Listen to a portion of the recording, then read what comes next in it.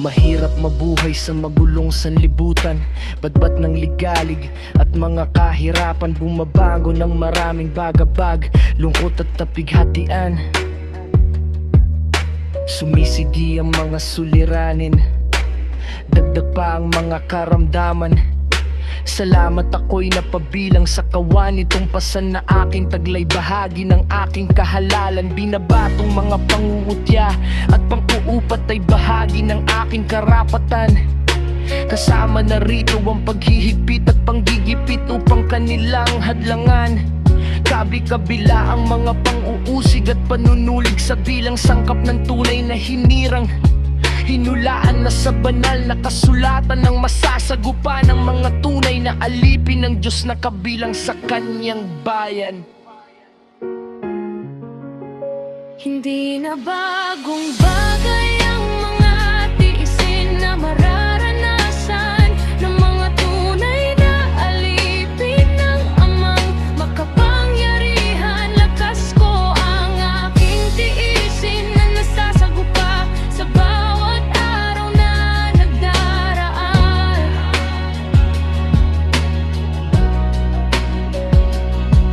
Kung paano ang bugtong na anak ay inusig, gayon din ang mga alipin na kabilang sa iglesia na kanyang katawan.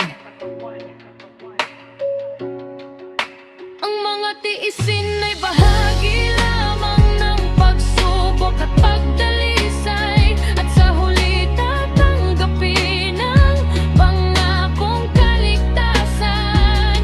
Tunay na dakilang pananampalatayang tangan, ang mga tiisin na aking taglay nagbibigay sa akin ng tunay na kalakasan.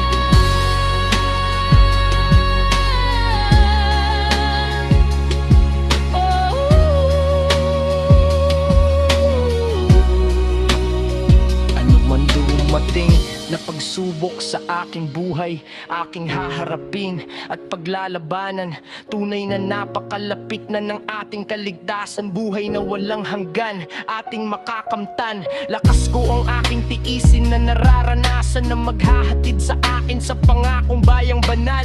Dahil sa mga tiisin ko, ako ay tumitibay at nakapanghahawak sa aking kahalalan. Dinadalisay ako ng mga tiisin upang maging matatag at malakas na taglay ang karapatan. Salamat sa Diyos, ako'y kanyang kinahabagan. Pinapanday ako ng mga tiisin upang maging isang tunay na hinirang. Hindi na bagong bagay ang mga tiisin na mararanasan ng mga tunay na alipin ng Amang makapangyarihan. Lakas ko ang aking